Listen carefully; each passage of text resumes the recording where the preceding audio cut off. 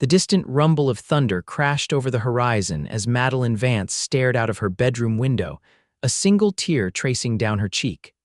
Tomorrow, she would be Mrs. Harlan Pierce, a thought that hollowed out her stomach like a hungry winter. The year was 1876, and in the small farming community of Kearney, Nebraska, a woman's word meant little against her father's promise. "Just one more night," she whispered, watching lightning flash across the vast prairie. One more night of being her own person, before being handed over to a man whose gentle public facade masked a cruel heart. At 20 years old, Madeline knew enough of the world to understand what awaited her. Harlan Pierce, 45 and thrice widowed, had made his intentions clear enough when he thought no one was listening. Behind her, the floorboard creaked. Madeline turned, hastily wiping away evidence of her distress. "You shouldn't cry, Maddie," her younger sister Josephine said, slipping into the room. At 16, Josephine still held hope for romance that Madeline had long abandoned. "Maybe he won't be so terrible," Madeline forced a smile. Maybe, the lie tasted bitter. Harlan Pierce had been cruel to his horses, his farmhands, and if rumors were to be believed, each of his previous wives.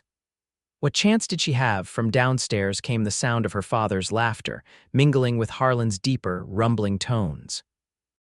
They were celebrating with whiskey, finalizing the arrangement that would merge the struggling Vance farm with Pierce's extensive holdings. Madeline was merely the seal on their contract.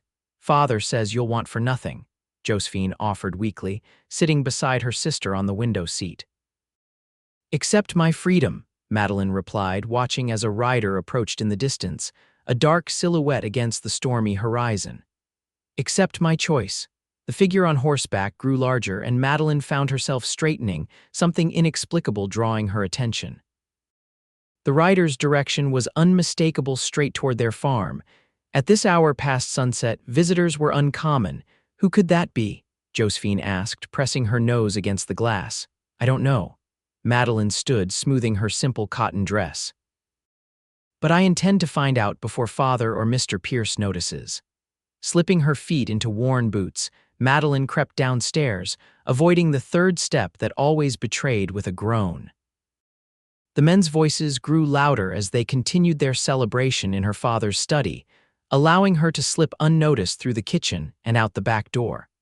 The warm summer air rushed to greet her, bringing with it the scent of coming rain and prairie grass.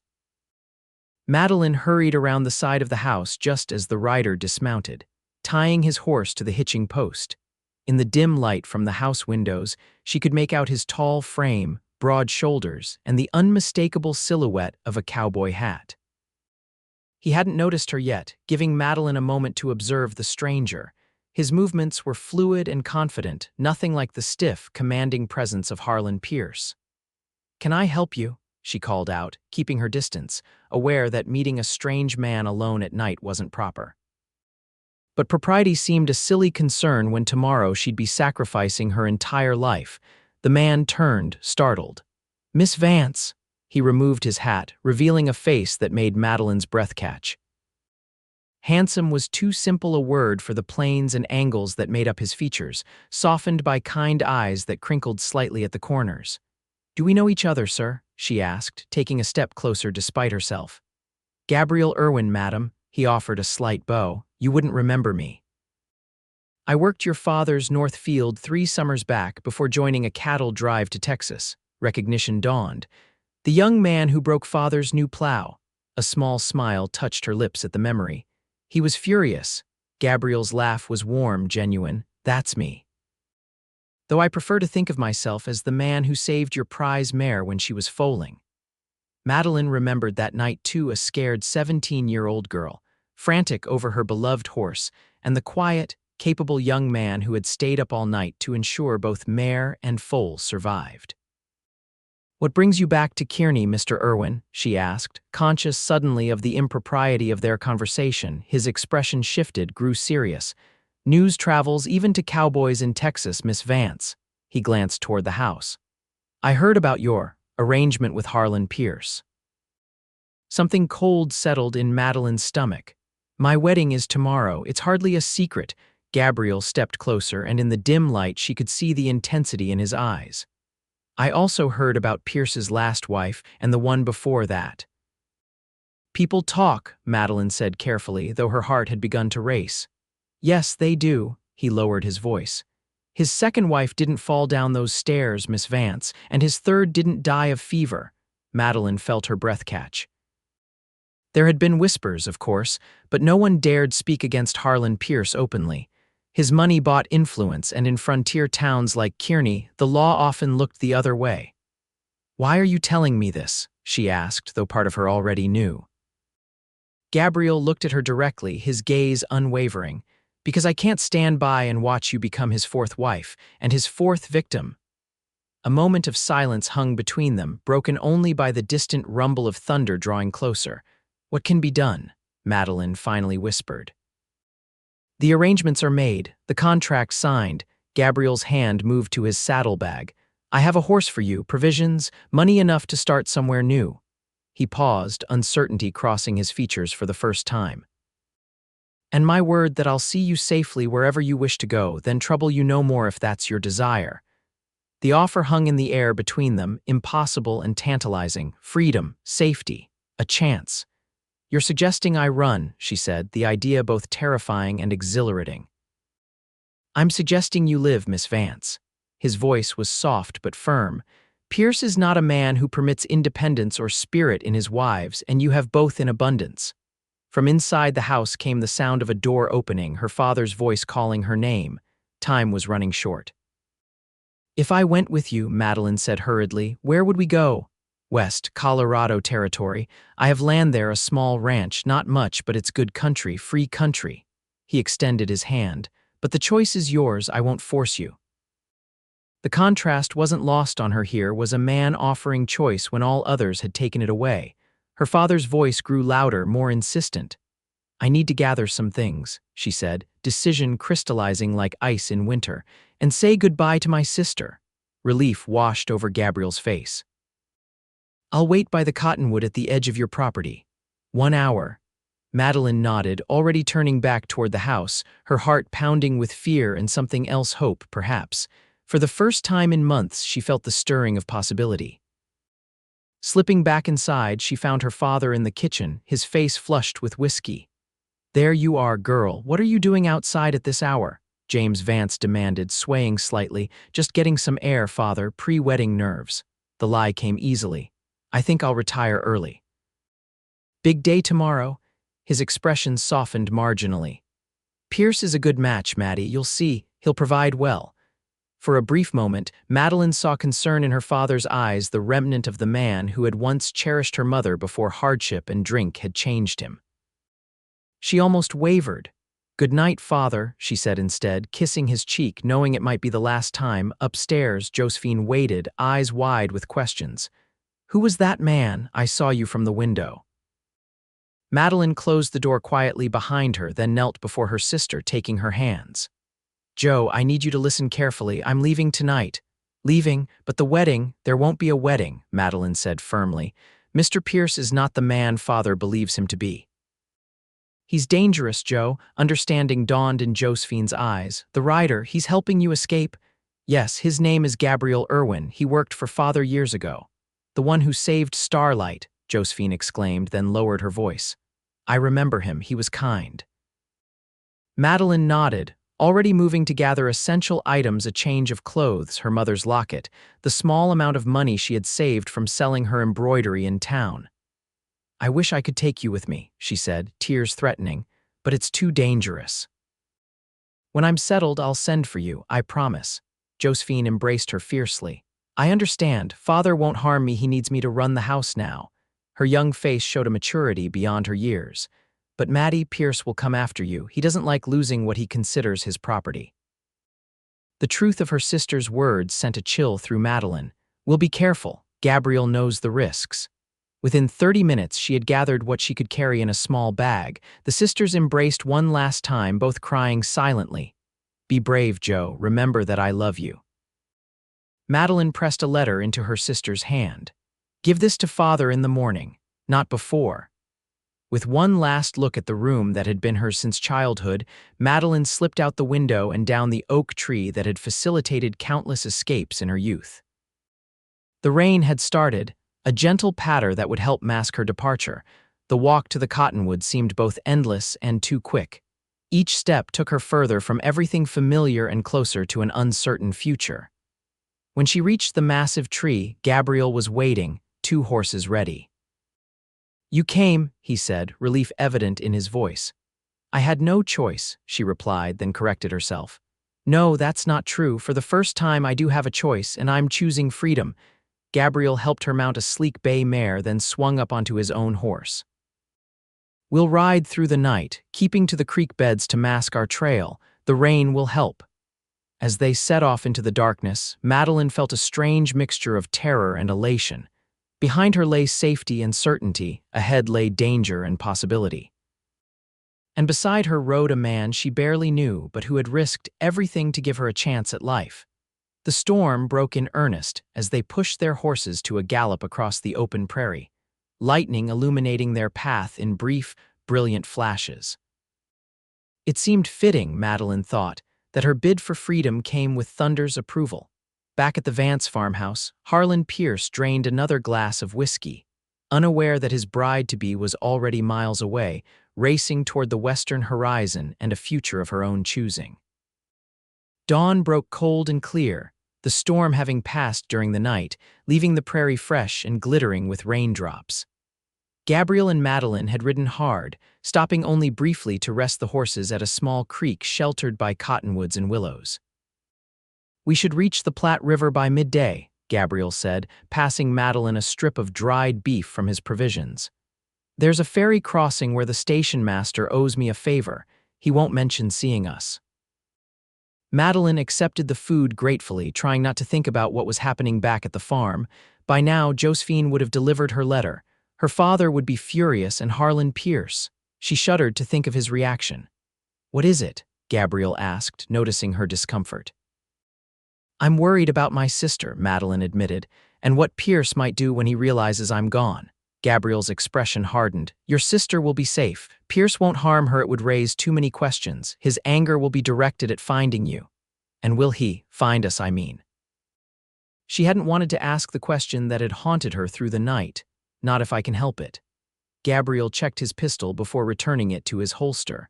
"I've spent 3 years learning how to track and avoid being tracked. We'll stay ahead of him." There was something reassuring in his confidence, in the calm competence with which he handled their situation. In the early morning light, Madeline studied him more carefully than she had been able to the night before. Gabriel Irwin was perhaps 25, with sun-browned skin that spoke of years outdoors. His dark hair fell in waves, in need of a trim but somehow suiting his rugged appearance. What struck her most were his eyes green with flecks of gold, observant and kind. "Why did you come back for me?" she asked suddenly. "The truth, Mr. Irwin, you could have stayed in Texas." Gabriel was silent for a long moment, securing their supplies before answering. "I heard about your engagement from a drover passing through who had news from Kearney." He mentioned it casually. James Vance marrying his daughter to Harlan Pierce. He turned to face her fully. "I knew Pierce's reputation. I couldn't let it happen. You risked a great deal for someone you barely know." A shadow crossed his face.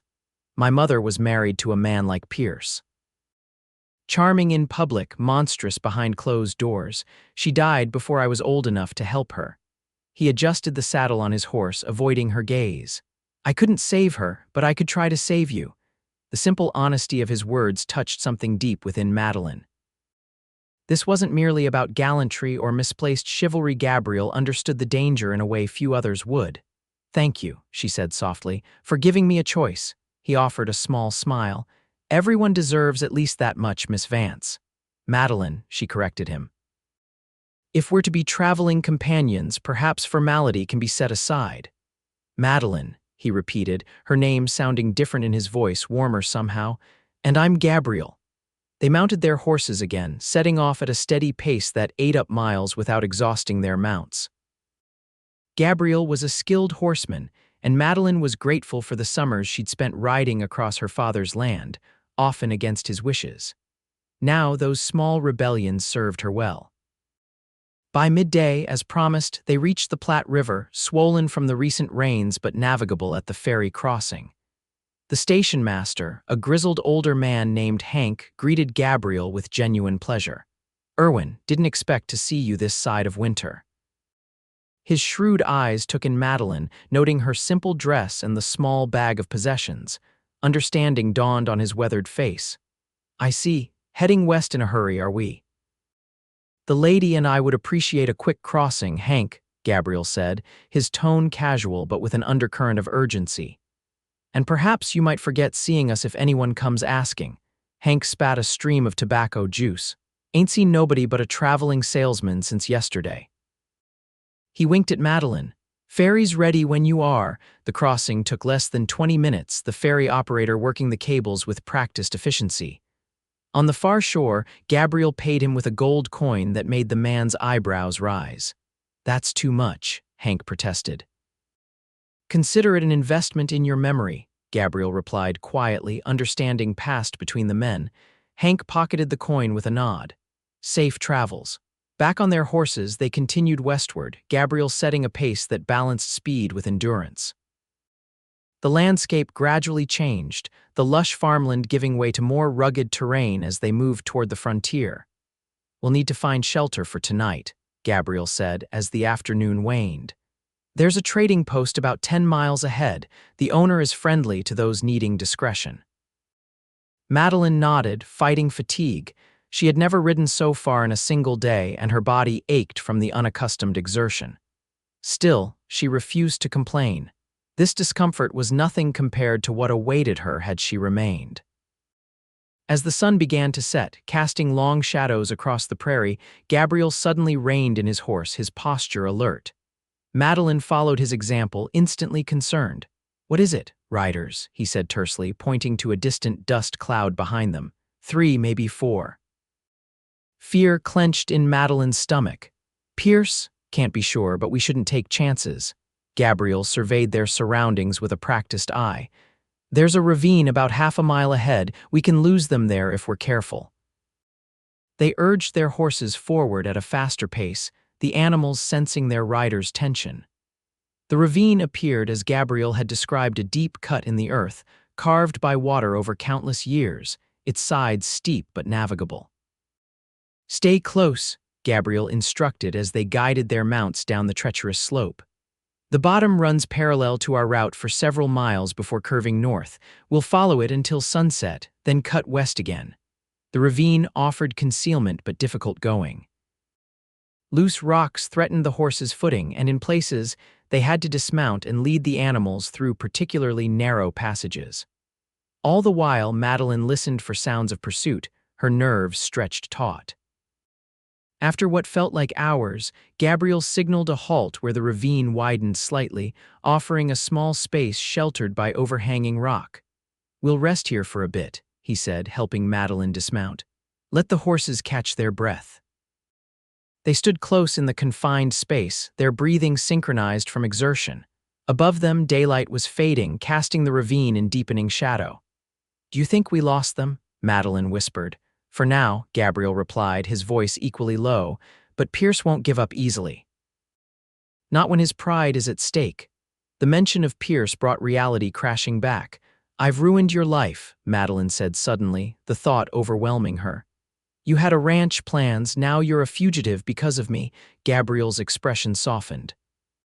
"My life needed some excitement," he said, attempting humor before growing serious. "I made my choice, Madeline, just as you made yours." Their eyes met in the dimming light, and something shifted between them, an acknowledgement of shared danger, shared purpose. Gabriel reached out, hesitantly brushing a strand of hair from her face, the touch feather light. "We should keep moving," he said, his voice rougher than before. "Another hour and we'll be at the trading post." The moment broke, but something remained, a warmth that had nothing to do with the day's exertion. As they continued their journey through the gathering darkness, Madeline realized that for all the danger and uncertainty, she felt more alive than she had in years. When they finally reached the trading post, a sturdy log structure with attached stables, the proprietor, A former mountain man named Jonas greeted Gabriel like an old friend. His wife, a Pawnee woman called Sarah, took one look at Madeline's exhausted state and immediately set about preparing a hot meal and bath. "You'll stay the night," Jonas declared, more statement than question. "The lady looks dead on her feet, and those horses need proper rest." "We're being followed," Gabriel warned, but Jonas waved away his concern. "Nobody comes through here without me knowing. You'll be safe tonight at least." In a small room off the main trading area, Madeline sank gratefully into a bath of steaming water, the first privacy she'd had since their flight began. Her muscles ached, and her mind whirled with the day's events, yet beneath the fatigue was a curious sense of rightness. She had chosen this path, with all its dangers and unknowns. Clean and dressed in borrowed clothes, a simple skirt and blouse that Sarah had provided, Madeline joined Gabriel and their hosts for a meal of venison stew and cornbread. The normalcy of sitting at a table, using proper utensils, felt strange after their desperate journey. "How far to your ranch in Colorado?" she asked Gabriel between bites of the hearty stew. "Another 5 days' ride if the weather holds," he replied. "It's near a settlement called Red Creek." "Small place, but the people mind their own business," Jonas grunted approvingly. "Good country out that way, enough water, decent grazing," he fixed Gabriel with a knowing look. "Not many women, though." Sarah elbowed her husband sharply. "Ignore him," she told Madeline with a smile. "He forgets his manners sometimes." After dinner, exhaustion claimed Madeline completely. Sarah showed her to a small but clean room with a narrow bed. "Rest well," the older woman said kindly. "Tomorrow comes soon enough." Sleep came almost instantly, deep and dreamless. When Madeline woke, gray dawn light was filtering through the room's single window. For a moment, disorientation gripped her. This wasn't her bedroom at the farm. Then memory returned, her escape, Gabriel, their flight west. Dressing quickly in her own clothes, now cleaned and dried by Sarah's care, Madeline made her way to the main room. Gabriel was already up, discussing routes with Jonas over a map spread on the trading counter. "Good morning," she said, suddenly self-conscious under Gabriel's appreciative gaze. "You look restored," he said with a smile. "Sarah's preparing breakfast before we head out." Jonas tapped the map. "Take this route through the hills, longer but you'll be harder to track, and there's water along the way." His expression grew serious. "Word came in last night from a Pawnee hunter. Strangers asking questions at the river crossing, one matching Pierce's description." Madeline's stomach clenched with renewed fear. "How did they find our trail so quickly?" "Pierce has money and influence," Gabriel said grimly, "and he knows these territories. We need to push harder today." After a breakfast of Johnny cakes and coffee, they prepared to depart, their saddlebags replenished with supplies provided by the generous couple. Sarah pressed a small leather pouch into Madeline's hands. "Medicine," she explained, "and dried meat that won't spoil. May the spirits watch over your journey." Touched by the woman's kindness, Madeline embraced her. "Thank you for everything."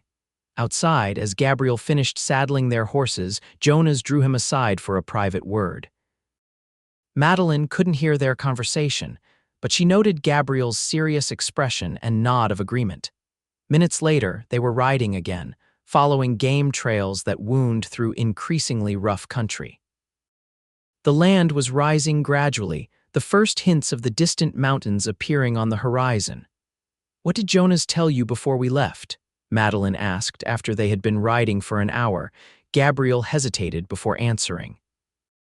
"That Pierce was offering a reward for information on your whereabouts, $200. The sum was substantial, more than many frontiersmen would see in a year. People will be looking for us." "Some will," Gabriel acknowledged. "But others, like Jonas and Sarah, won't betray us for any amount. There's still goodness in this world, Madeline." His quiet confidence steadied her. They rode on, the day warming around them, the landscape opening into sweeping vistas that took Madeline's breath away. Despite the circumstances, she found herself marveling at the beauty of the country, so different from the familiar farmlands of Nebraska. "It's beautiful," she said as they paused at midday to rest the horses. "I never imagined such spaces existed." Gabriel smiled, passing her a canteen. "Wait until you see the mountains up close. Nothing compares." Tell me about your ranch, she urged, curious about their destination. Pride touched his features. It's modest, a cabin, barn, and about 50 head of cattle, good water from a creek that never runs dry, even in summer. Meadows that turn gold in the afternoon light. He glanced at her, seeming almost shy. It needs a woman's touch, I expect. The implication hung between them, unspoken but clear. What would happen when they reached Colorado? What place would she have in his life? Gabriel, she began hesitantly, when we reach your ranch, what then? I don't want to be a burden. His expression grew serious. You could never be that, Madeline. The ranch will be your home for as long as you wish it. No obligations, no expectations. He paused, choosing his words carefully.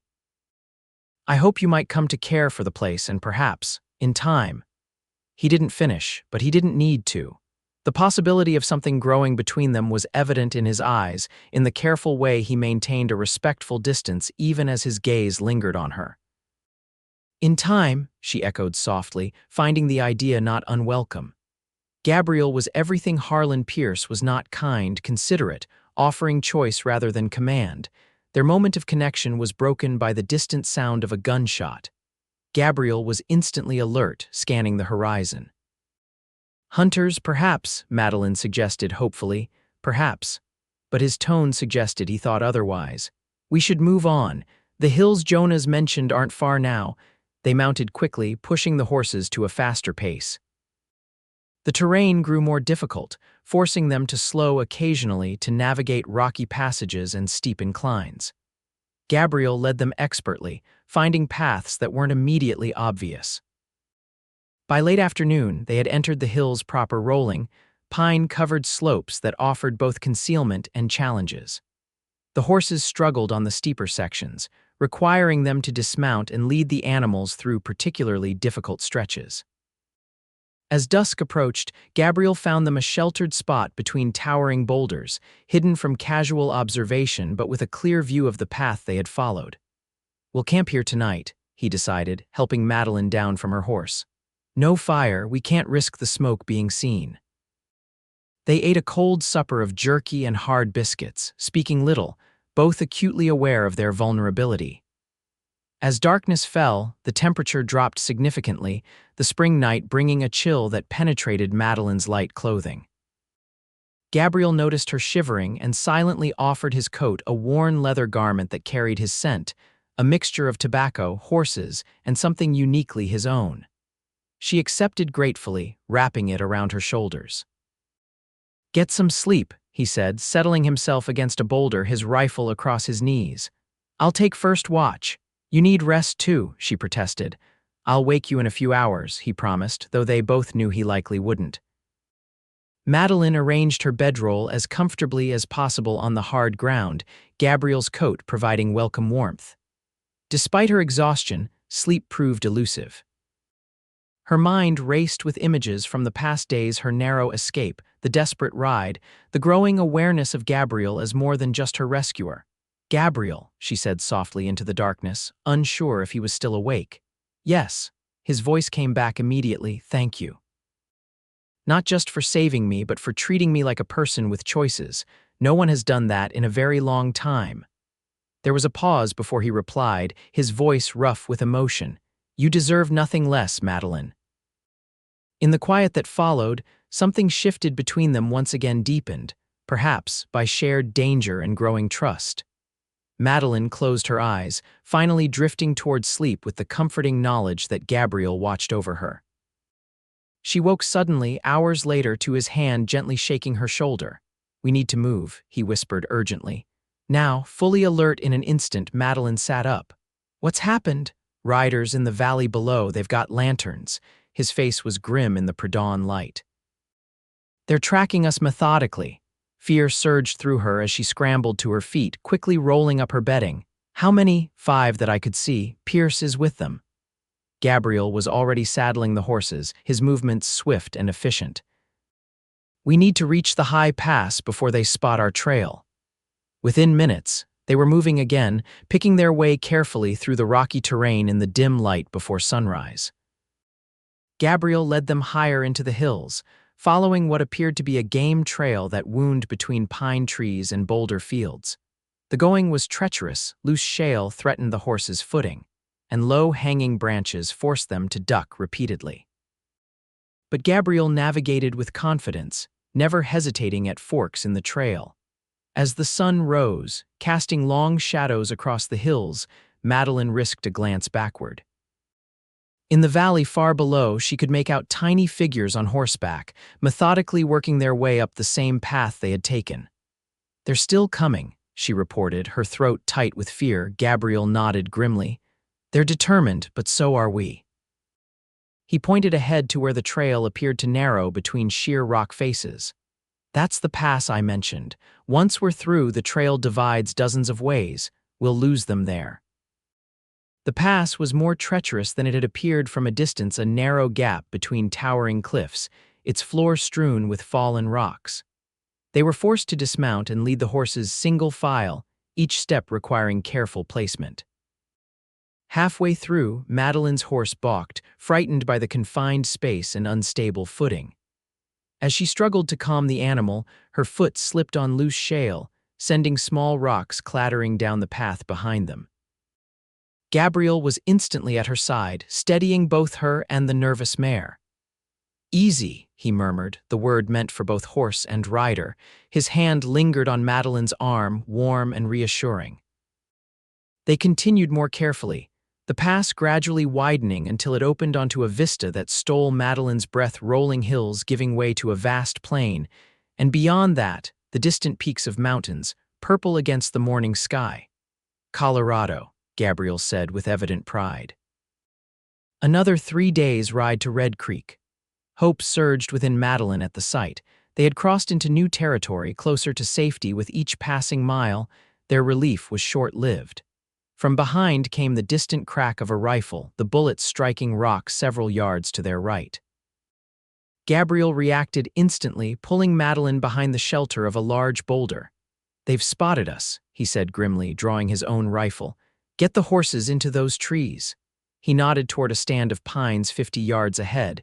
"What about you? I'll keep them occupied. Go, Madeline." Another shot rang out, closer this time. Gathering the reins of both horses, Madeline ran for the trees, ducking low. Behind her, Gabriel fired twice in succession, the reports echoing off the cliff faces. From the relative safety of the pines, Madeline watched as Gabriel fired again, then quickly changed position. It was a delaying tactic. She realized he couldn't hope to hold off 5 men indefinitely. A movement caught her eye. One of their pursuers had circled around, approaching the trees from the north. Without hesitation, Madeline grabbed Gabriel's rifle from his saddle holster. Her father had taught her to shoot years ago, insisting that everyone on a frontier farm needed to defend themselves. Taking careful aim, she fired a warning shot that kicked up dirt near the approaching rider's horse. The animal reared in fright, nearly unseating its rider before galloping away.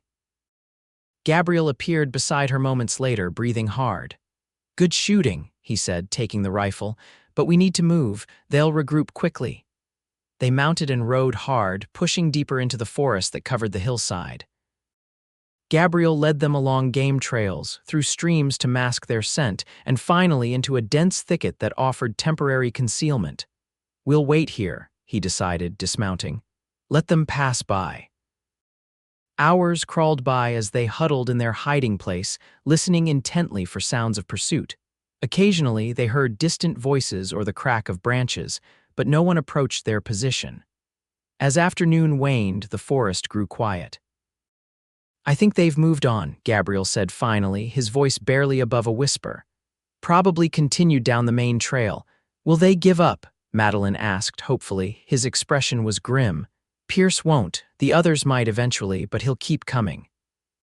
The reality of their situation settled heavily on Madeline's shoulders. This wasn't simply about escaping an unwanted marriage anymore, it was about survival. Pierce's determination to find her had become something darker, a matter of wounded pride and possession.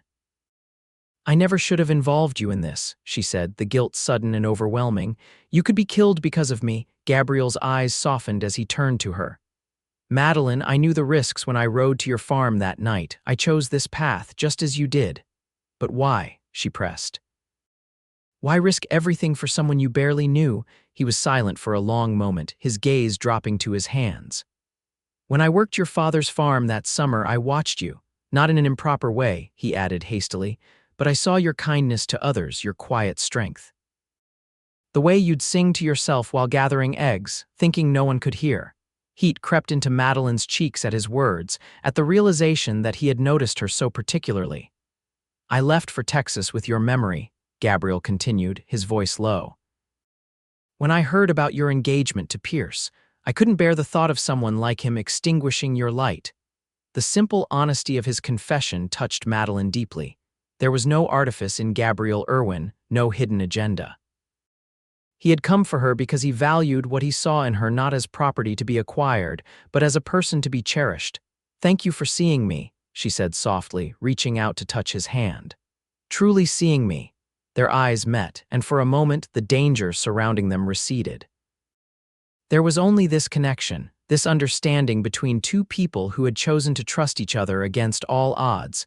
The moment broke when a distant wolf howled, reminding them of their precarious situation. Gabriel straightened, returning to practicality. We should move again before dark, he said. There's a shepherd's hut about 5 miles from here. We can rest there tonight, then push hard for Red Creek tomorrow.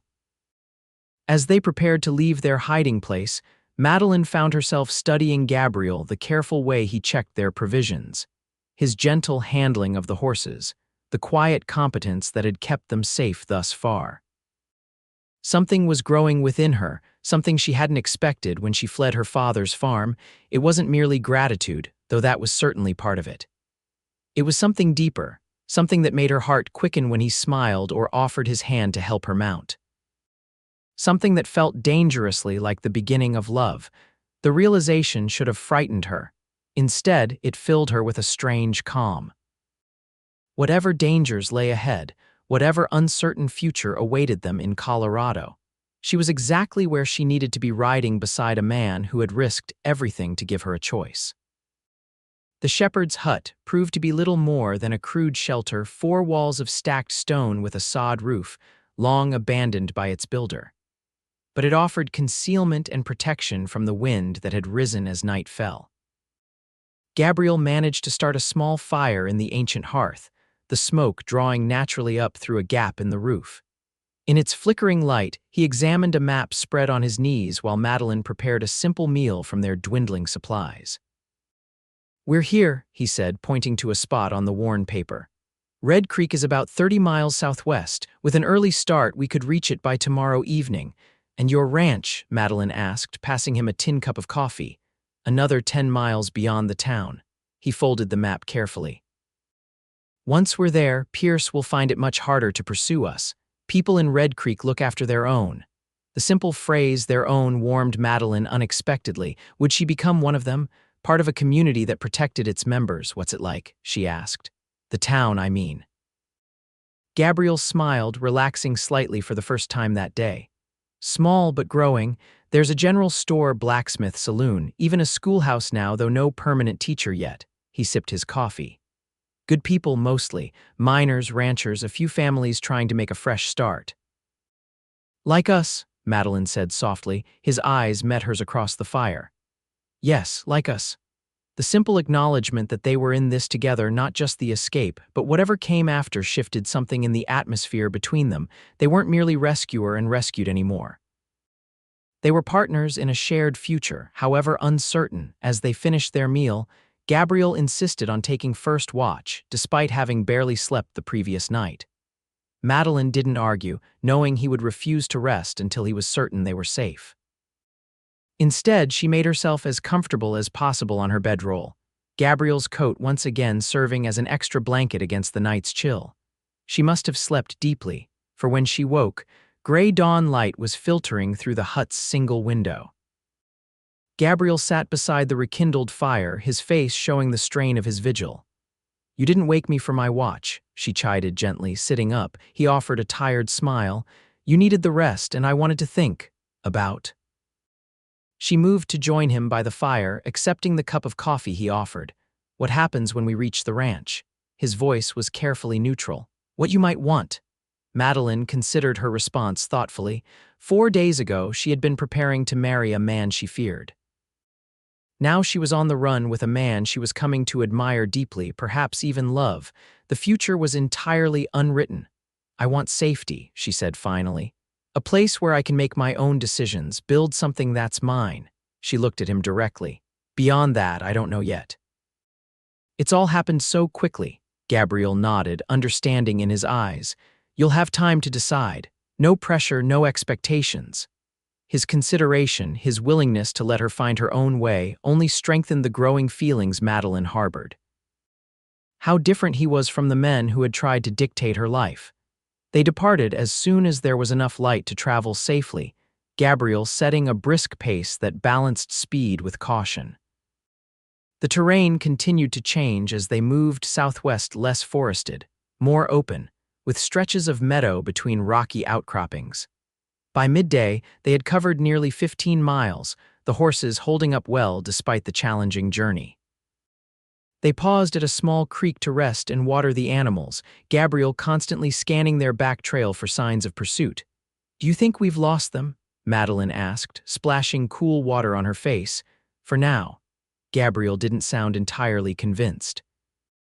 "Pierce strikes me as a man who doesn't give up easily, but we have a good lead, and we're on terrain I know well."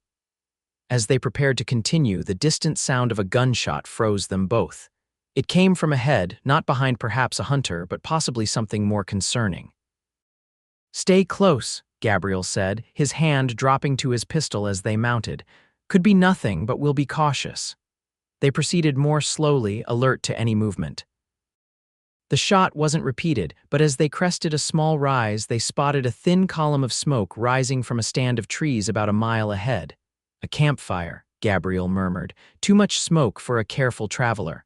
"What should we do?" he considered briefly. "We need to see who it is. If it's Pierce or his men, we'll need to circle wide around them." They approached cautiously, leaving their horses tethered in a concealed spot before continuing on foot. Gabriel moved with the silent skill of an experienced frontiersman, Madeline following his example as best she could.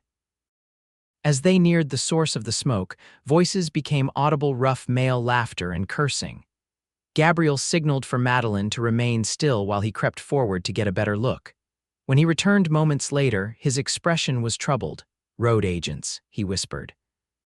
"4 of them camped right across our path." Madeline's heart sank. Road agents, bandits who preyed on travelers, were a known danger in the territories, often more feared than hostile native tribes. "Can we go around them?" she asked. Gabriel shook his head. "They're camped at the only ford across Bitter Creek for 10 miles in either direction, and the creek's running too high to cross elsewhere." He rubbed his jaw thoughtfully. "We'll have to wait until dark and try to slip past them." The delay was frustrating but necessary. They retreated to their horses and found a concealed spot to wait out the remaining daylight hours. The forced inactivity was nerve-wracking, especially with the knowledge that Pierce and his men might still be on their trail. As dusk approached, Gabriel checked his weapons meticulously. "Stay close to me," he instructed. "If anything happens, take your horse and ride hard for Red Creek. Don't wait for me." "I won't leave you," Madeline said firmly. Gabriel looked as though he might argue, then simply nodded. "Let's hope it doesn't come to that." They approached the ford as full darkness settled, leading their horses quietly. The bandits' camp was still visible, their fire burning low. 2 figures sat beside it, passing a bottle back and forth. The others were presumably sleeping. "We'll cross downstream a bit," Gabriel whispered. "The water's higher, but the current isn't too strong." They were halfway across the creek, water reaching the horses' bellies, when disaster struck. Madeline's mare stepped into a deeper section, losing its footing momentarily. The animal didn't fall but let out a startled whinny that shattered the night's silence. At the camp, both men were instantly on their feet, grabbing rifles. "Who's there?" one shouted, firing a warning shot into the air that woke his companions. "Ride," Gabriel commanded, abandoning stealth. They urged their horses up the far bank as shots rang out behind them, bullets splashing in the water. Once on solid ground, they galloped away from the creek, using the darkness for cover. Behind them, there were shouts and the sounds of men scrambling to mount horses. They're coming after us, Madeline called, hearing hoofbeats behind them. Gabriel led them into a stand of trees, then abruptly turned north away from their intended route. It was a gamble. They were now heading away from Red Creek, but it might throw off their pursuers. For nearly an hour, they rode hard, changing direction repeatedly, crossing and recrossing their own trail to confuse anyone following. Finally, when the horses began to tire, Gabriel slowed, listening intently. "I think we've lost them," he said finally, "but we've also lost time and distance. We won't reach Red Creek tonight." They found shelter in a shallow cave set into a hillside, too exhausted to continue further. The night had turned cold, but they dared not risk a fire. Instead, they huddled together for warmth, their bedrolls combined to provide insulation from the stone floor. "Will we reach your ranch tomorrow?" Madeline asked, trying to keep her teeth from chattering, "if we start at first light and aren't delayed again." Gabriel hesitated, then put his arm around her shoulders, offering his warmth. "We're close, Madeline, one more day." She leaned into him gratefully, both for his warmth and his reassurance. Despite everything, the danger, the discomfort, the uncertainty, she couldn't bring herself to regret her decision to flee with him. "When I left home," she said quietly, "I only knew what I was running from, not what I was running toward. I was terrified. And now," Gabriel's voice was gentle in the darkness, "still frightened," she admitted, "but hopeful too." She turned slightly to look at him, his features barely visible in the dim light. "You've given me that, Gabriel. Hope." He was silent for a long moment, his arm tightening slightly around her. When he finally spoke, his voice was rough with emotion. "You deserve a good life, Madeline. One where you're valued for who you are." "So do you," she replied softly. In the darkness, his free hand found hers, their fingers intertwining naturally. It was a small gesture, yet intimate in a way that transcended their physical closeness. A promise, perhaps, or at least a possibility. They fell asleep that way, hands linked, finding comfort in each other amid the uncertainty that surrounded them. Morning broke clear and cold, frost coating the grass outside their shelter. They departed quickly. Gabriel oriented them southward once more, pushing the horses as much as he dared given their exhaustion from the previous day's hard riding. By midday, the landscape had changed noticeably. The hills gave way to more open country, and in the distance, mountains rose majestically against the sky. Gabriel pointed to a particular peak, snow still capping its summit despite the spring season. "That's Sentinel Mountain," he explained. "Red Creek lies at its base. We're getting close." Hope surged within Madeline at his words. Close to safety, to the end of their desperate flight. Yet mixed with that hope was a growing uncertainty about what would happen once they reached their destination. These past days had forced an intimacy between them, shared danger, shared purpose, the growing trust and understanding that came from depending on each other completely.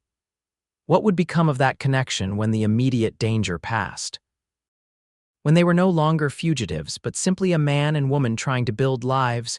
She was still pondering these questions when Gabriel suddenly reined in his horse, his posture alert. "Riders," he said tersely, pointing to a distant rise where 3 mounted figures had appeared. "Coming this way," Madeline's heart sank. "Pierce? Can't tell from here." Gabriel scanned their surroundings quickly. "There's no cover nearby. We'll have to make a run for it." They spurred their tired horses into a gallop, heading directly for the distant mountain. The riders behind changed course immediately, confirming they were indeed in pursuit. "They've spotted us," Madeline called, glancing back. The distance between them was closing. Their own horses were too exhausted to maintain their lead for long. Gabriel's expression was grim but determined. "There's a canyon ahead, Miller's Cut. If we can reach it, there are places to hide." They pushed their mounts harder, but it was clear the gap was narrowing. As they approached the mouth of the canyon, a dramatic slash in the otherwise rolling landscape, a shot rang out. The bullet passed harmlessly over their heads, but the message was clear. Their pursuers were within firing range. "Go," Gabriel shouted, suddenly pulling his horse to the side. "Ride for the canyon, I'll hold them off." "No," Madeline cried, but he had already drawn his rifle. "Trust me," he said, his eyes meeting hers briefly. "I'll be right behind you." Heart in her throat, Madeline rode on, hearing Gabriel fire 3 rapid shots behind her. The canyon entrance loomed ahead, its walls rising steeply on either side of a narrow passage. As she entered the shadowy confines of Miller's Cut, more shots echoed behind her. Madeline reined in her horse, torn between continuing to safety and turning back to help Gabriel. Before she could decide, hoofbeats sounded on the rocky ground and Gabriel appeared, riding hard. "Keep going." He called. Deeper in, they galloped together down the canyon, its walls rising higher on either side, occasionally branching into smaller side passages. Gabriel led them confidently, clearly familiar with the terrain.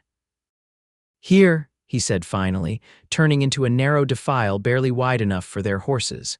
It curved sharply, opening into a small box canyon with steep walls and a tiny spring bubbling from the rocks. "They'll ride past if we're quiet." Sure enough, minutes later they heard riders moving cautiously through the main canyon. 3 men, judging by the hoofbeats, pausing occasionally to check for signs of their quarry. "Pierce?" Madeline whispered. Gabriel shook his head. "Road agents, I think, the same ones from the creek." Relief washed over her. Not Pierce, though, that danger still lurked somewhere behind them.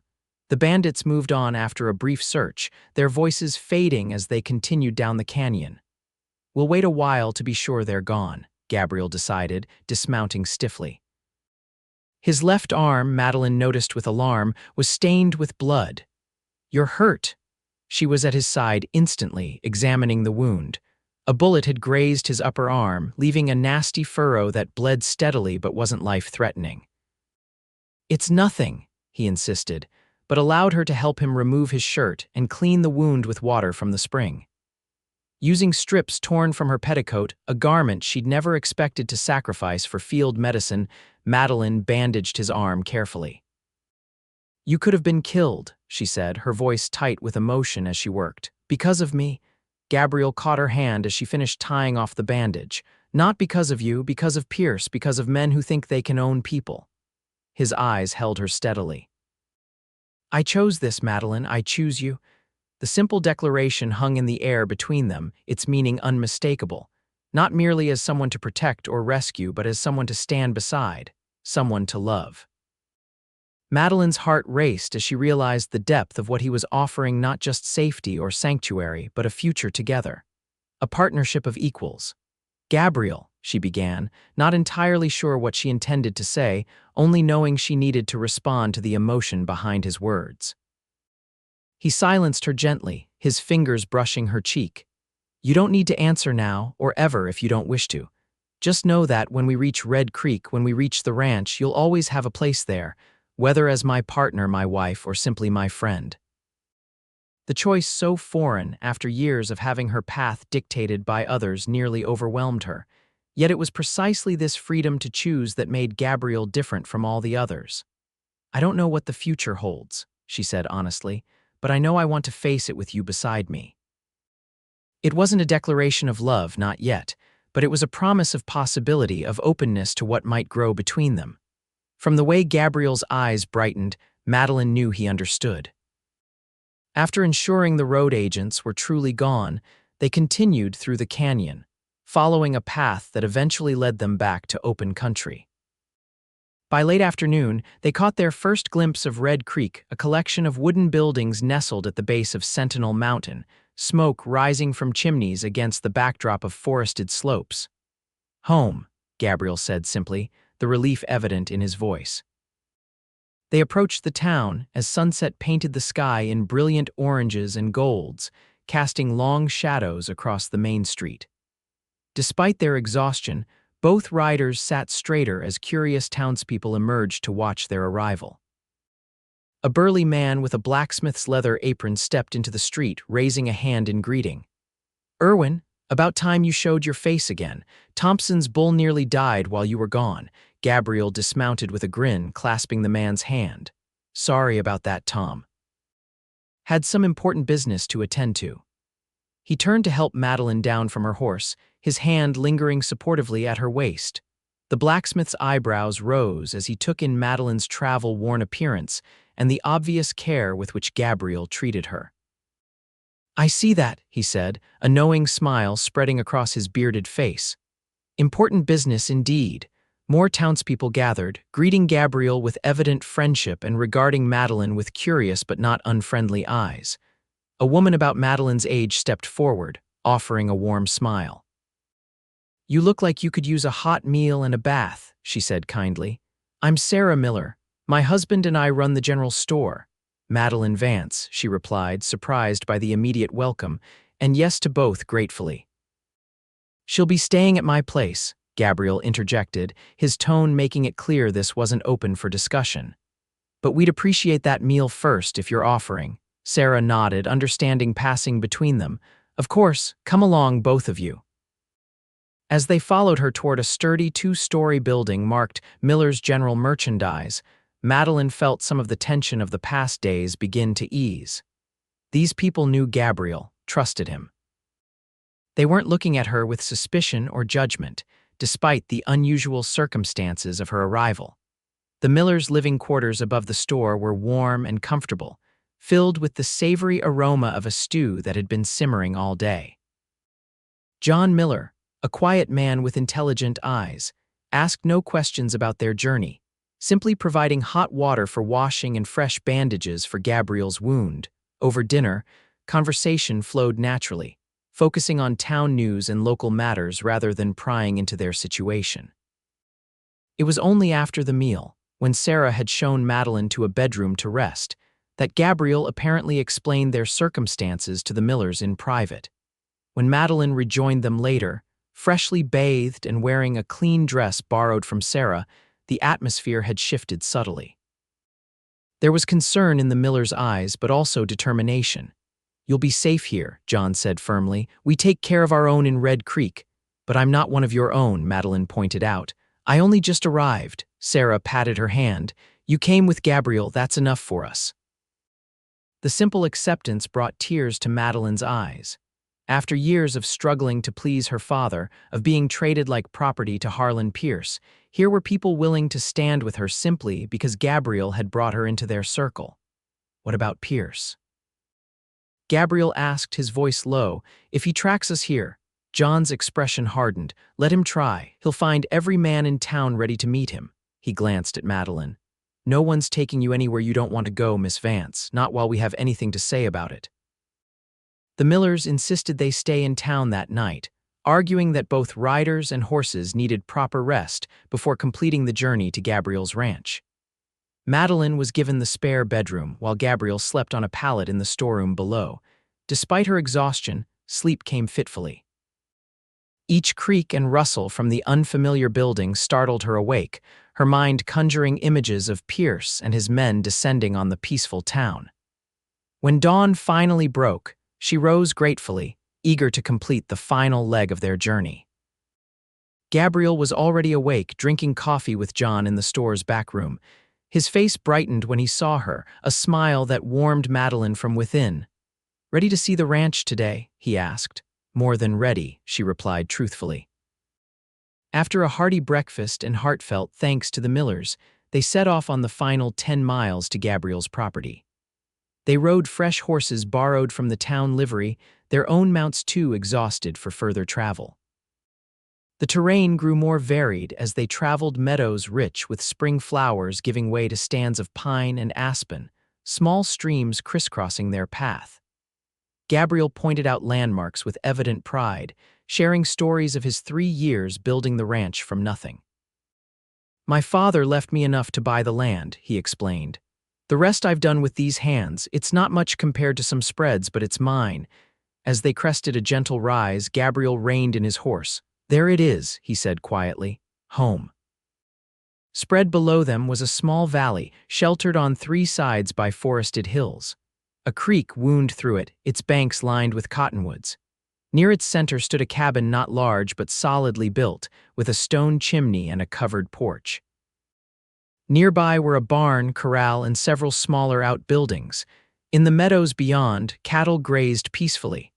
"It's beautiful," Madeline said, meaning it sincerely.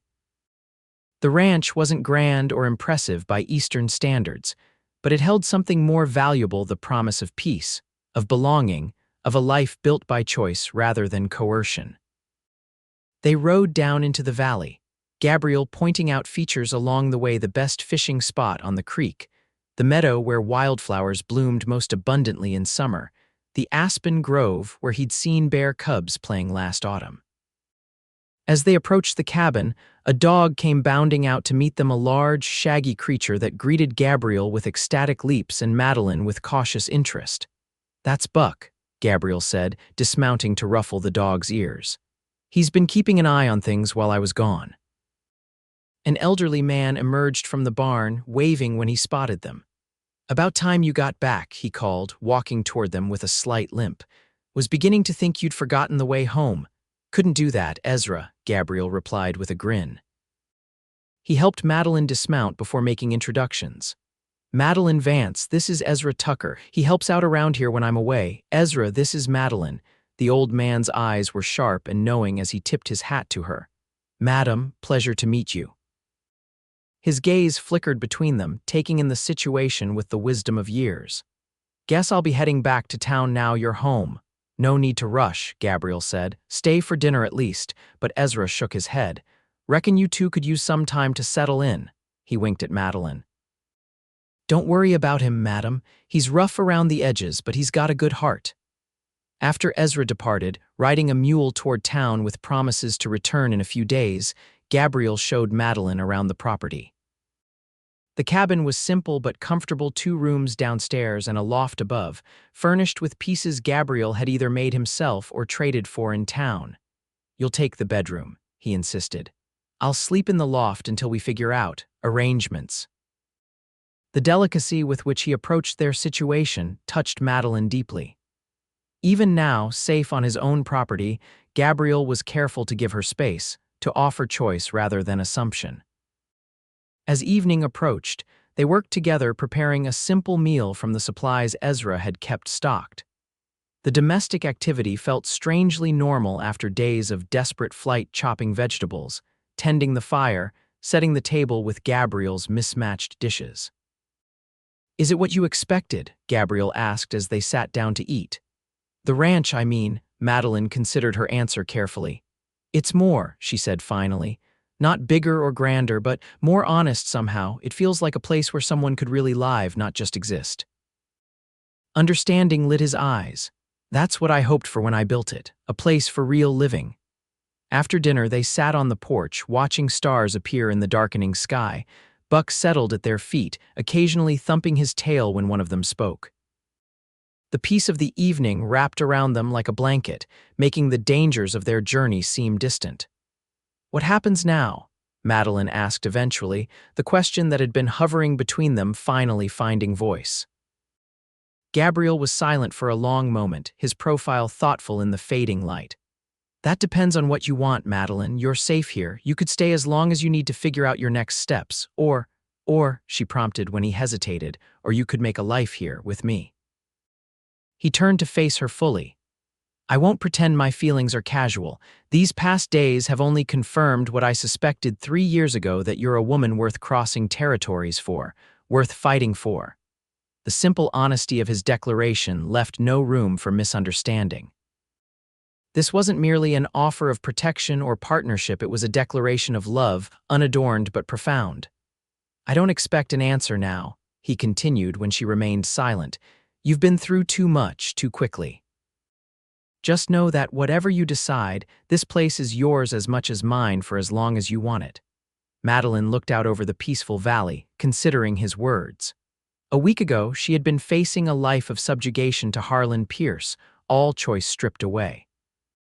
Now she sat beside a man who consistently, unfailingly, offered her the freedom to determine her own path. "When I was a child," she said slowly, "my mother used to tell me to trust my heart. It knows the way home," she would say. I didn't understand what she meant until now. She turned to Gabriel, finding courage in the openness of his expression. "My heart led me here, Gabriel, to this place, to you." The hope that dawned in his eyes gave her the strength to continue.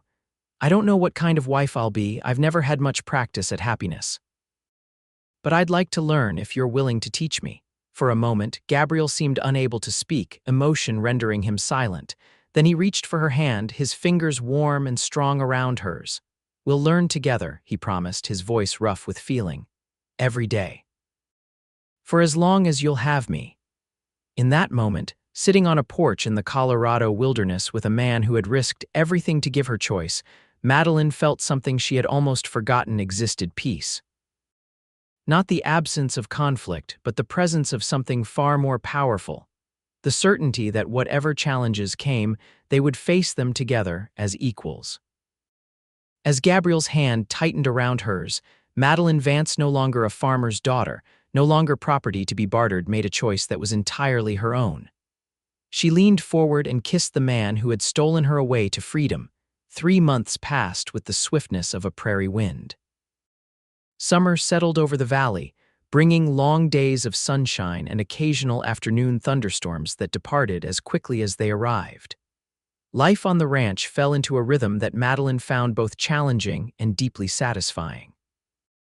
She and Gabriel were married in Red Creek's small church 2 weeks after their arrival, a simple ceremony attended by the townspeople who had already accepted her as one of their own. Sarah Miller stood as her witness, while John served as Gabriel's.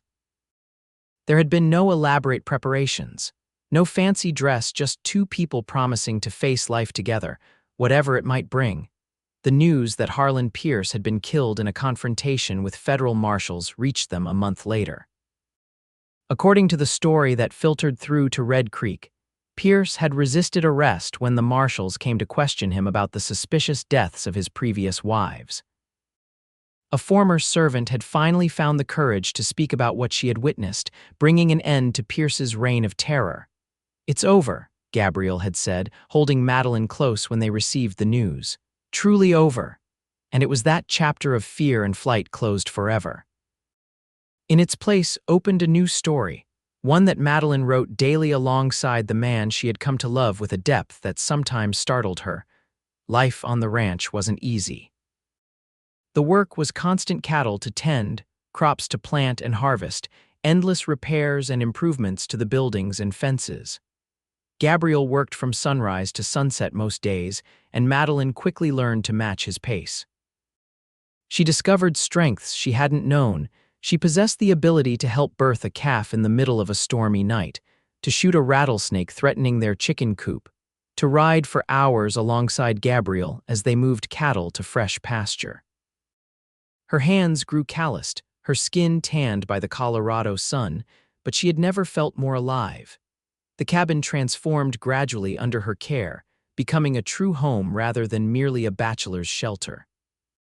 Curtains appeared at the windows, handmade quilts brightened the beds, and herbs hung drying from the kitchen rafters. Gabriel watched these changes with evident pleasure, occasionally bringing home small surprises from town: a set of china cups, seeds for a flower garden, books to fill the empty shelf he built for her. In the evenings, they would sit on the porch, watching the sun set behind Sentinel Mountain, talking about their day or sometimes simply existing together in comfortable silence. These were the moments Madeline treasured most: the quiet acknowledgement that they had chosen each other, were building something lasting together. On a particularly beautiful evening in late September, as they sat watching the first stars appear, Gabriel took her hand. "I have something for you," he said, reaching into his pocket. "Been carrying it around for a week, waiting for the right moment."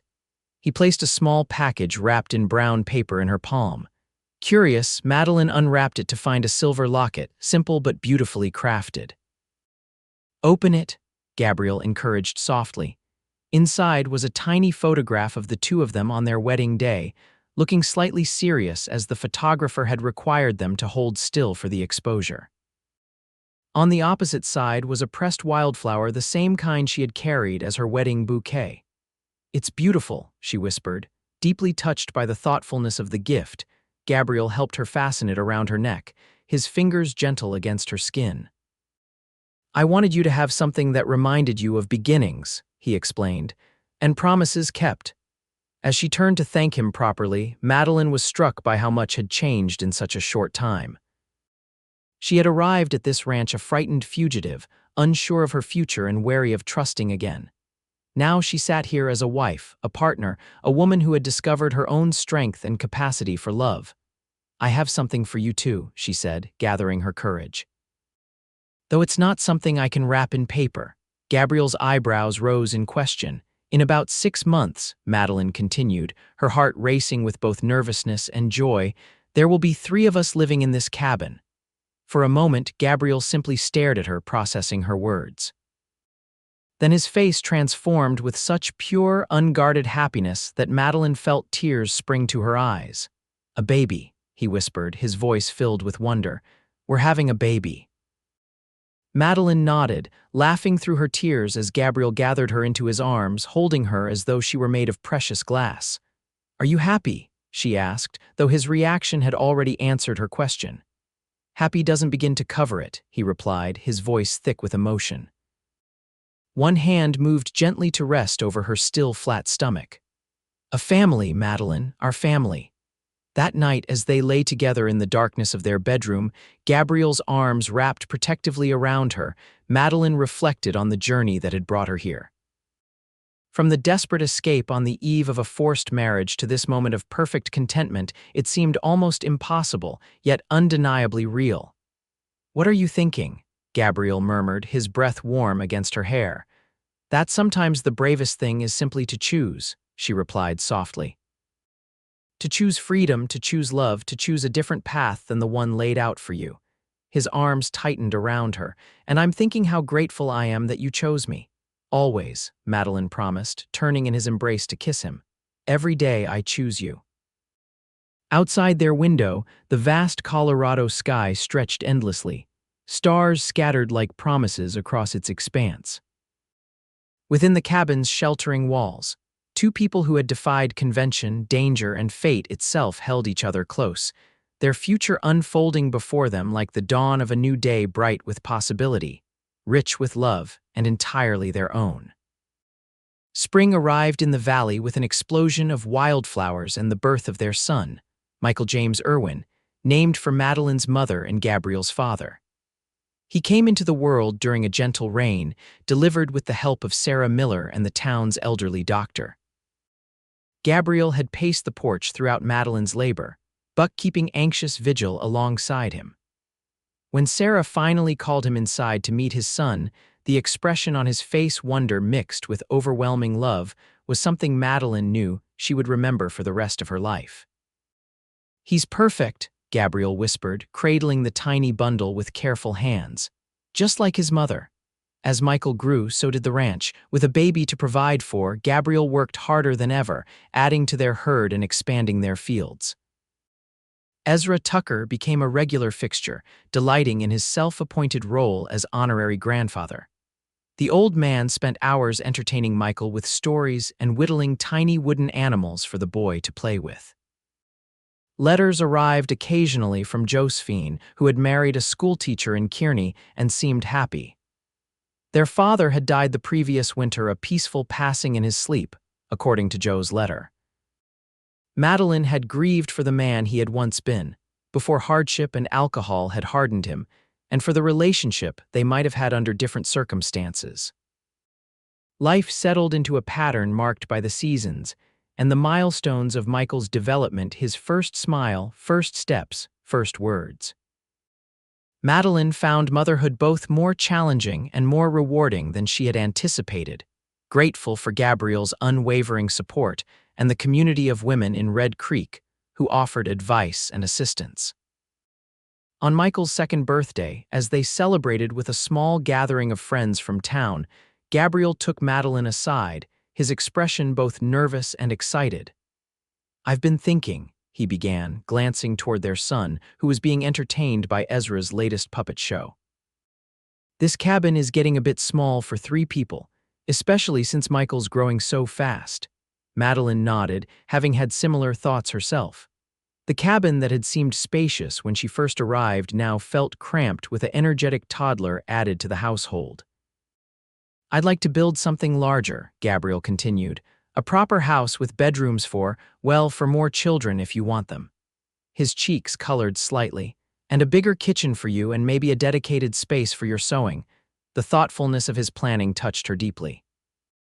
"I'd like that very much," she said, squeezing his hand. "And yes, I do want more children eventually." Gabriel's smile was radiant. "I've been setting aside lumber.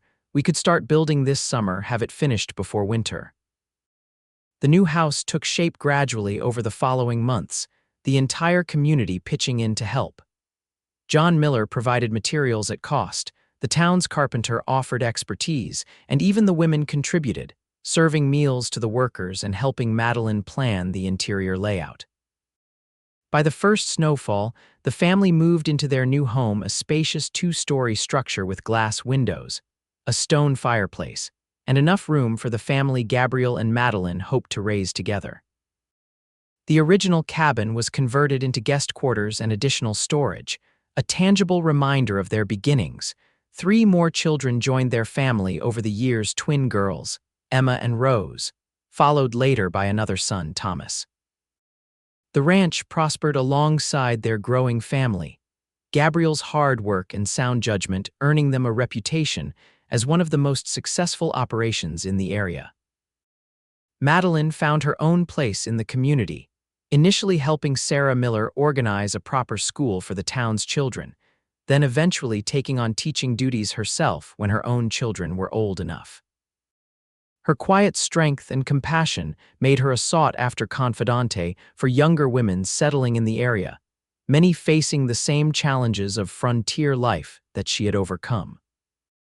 The years passed, marked by the rhythms of ranch life and family milestones: first days of school, holidays celebrated with increasingly elaborate traditions, the gradual transformation of their children from helpless infants to capable young people with dreams of their own. On their 15th wedding anniversary, Gabriel surprised Madeline with a trip back east, the first time either had left Colorado since their arrival. They visited Josephine and her family in Kearney, now a thriving town very different from the one Madeline had fled. The sisters' reunion was joyful, the years of separation melting away as they shared stories of their lives and introduced their children to each other. They even visited the old Vance farm, now owned by another family. Standing at the gate, looking at the house where she had grown up, Madeline was surprised to feel not regret or nostalgia, but gratitude for the courage that had allowed her to leave and for the man who had made that possible. Any second thoughts? Gabriel asked quietly, his arm around her shoulders as they gazed at the farmhouse. Not one, she replied truthfully, leaning into his embrace. This was where I began, but it's not where I belong. The journey home to Colorado was filled with a new appreciation for the life they had built together, the ranch that had grown from Gabriel's initial small holding to a substantial operation. The house filled with the laughter and occasional chaos of their children, the community that had embraced them both so completely. As their stagecoach crested the final hill before Red Creek, Sentinel Mountain came into view, its familiar silhouette a welcome sight after weeks of travel. Beside it, nestled in the valley that had become more home than any place Madeline had ever known, lay the Irwin Ranch buildings gleaming in the afternoon sun, cattle dotting the green pastures, the creek sparkling as it wound its way through the property. Home, Gabriel said simply, taking her hand. Madeline squeezed his fingers, feeling the familiar calluses that spoke of years of honest work. The best decision I ever made was getting on that horse with you, she said softly. I've never regretted it, not for a single day. Gabriel's smile, still capable of quickening her heart after 15 years, was tender as he raised her hand to his lips. And I've thanked God every day for giving me the courage to ride to your farm that night. As the stagecoach carried them down into the valley, toward the family waiting eagerly for their return, Madeline reflected on the journey that had brought her here, not just the physical distance from Nebraska to Colorado, but the emotional path from a young woman with no choices to a woman who had built a life on her own terms. She thought of the farmer's daughter she had been, promised to a cruel man she feared. She thought of the desperate ride through darkness, rain soaking her clothes as she followed a man she barely knew toward an uncertain future. And she thought of all that had come after, the love that had grown between them, the family they had created, the life they had built together. It hadn't always been easy. There had been hardships: drought years when the crops failed, a terrible winter when they lost half their herd, illnesses and accidents that were part of frontier life. But through it all, They had faced each challenge together, their partnership only strengthening with each obstacle overcome. Now, as they approached the town that had welcomed her so many years ago, Madeline saw their eldest son, Michael, riding out to meet the stagecoach, his face alight with excitement at his parents' return. Behind him came the twins on their ponies, and even young Thomas, barely 7, mounted on the gentle mare Gabriel had trained especially for him. "Look at them," Gabriel said, pride evident in his voice. "They've grown an inch each while we've been gone, I swear it." As the coach rolled to a stop, and their children swarmed around them with hugs and overlapping stories of their time apart, Madeline felt a wave of contentment so profound it brought tears to her eyes. This was what freedom had given her, not just escape from a terrible fate, but the chance to build something beautiful in its place. That night, with their children finally asleep and the house quiet around them, Gabriel and Madeline sat on the porch of their home, much as they had on their first evening together at the ranch. The years had added silver to Gabriel's hair and fine lines around Madeline's eyes, but the fundamental connection between them remained unchanged, if anything, deepened by the life they had shared. "I was thinking," Gabriel said, his arm around her shoulders as they gazed at the stars. "Next spring will be 20 years since I rode back to Nebraska to find you. Has it really been that long?" Madeline marveled. "Sometimes it feels like yesterday. And sometimes it feels like you've always been here," he replied, kissing her temple. "Like you were always meant to be here, and it just took us a while to figure that out." Madeline leaned into his embrace, thinking of all they had built together, not just the ranch and family, but the trust and partnership that had made everything else possible. "Do you remember what you told me that first night on this porch?" she asked. "That we would learn together every day," Gabriel nodded, his expression softening at the memory. "Best promise I ever made. You kept it," Madeline said simply. "We both did." Above them, stars scattered across the vast Colorado sky, the same stars that had witnessed their desperate flight so many years ago. But now they shone on a home filled with love, on a family built on choice rather than obligation, on a life that neither could have imagined when their paths first crossed. As Gabriel drew her closer, his kiss as tender as it had been on their wedding day, Madeline knew with absolute certainty that the greatest act of courage in her life had not been fleeing Harlan Pierce. It had been opening her heart to love, to trust, to the possibility that life could be more than mere survival. And in that courage, she had found not just freedom but home.